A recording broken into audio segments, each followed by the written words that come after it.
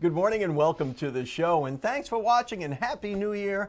Here we are, New Year, and the family budget, tax time, financial advice. Maybe you should be thinking in that direction, setting a plan for the new year. But I have some tax tips from Laura from A-List Accounting. Laura Nelson, welcome back to the show.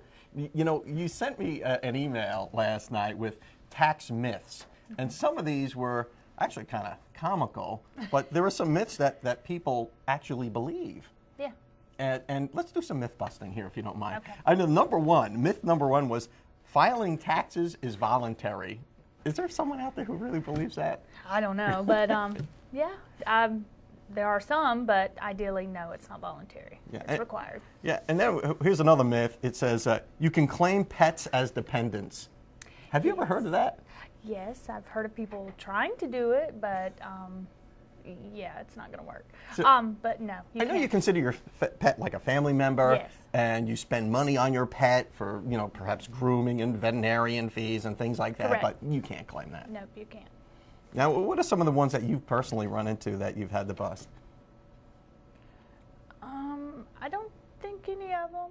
No, other than, well, good. So your clients are smarter than the average people who. Well, other than the home office one, to where Oh, people yeah. automatically think that it's an instant audit just by using it. Oh.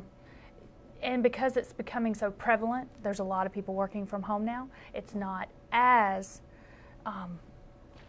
in the past, yes, it was something So a that common they did. myth in the past was if you make the home office deduction or you claim the home office, it triggers an audit.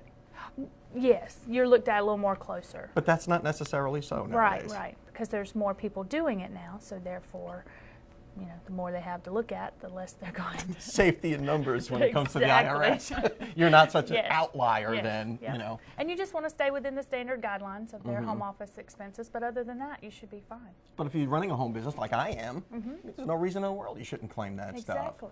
Yeah, I mean, yeah. you're spending your money, you're doing your work there. I mean, why the heck not? Exactly. Here's a couple other here too. It's like myth number 4, illegal activity is not taxable. So if I knock over a liquor store, that's not taxable. Yes, and in the theft size, it's not, because Yeah. you know. But yes, any money acquired, no matter how you get it, selling drugs, stealing, whatever. Lest we forget, that's how we got Al Capone back in the day. That's right. From tax evasion, from ill-gotten gains. Exactly.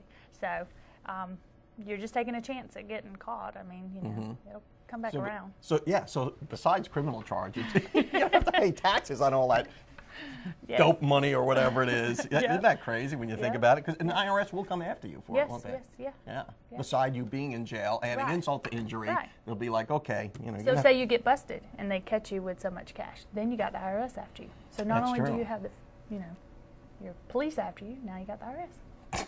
So as if things could get worse.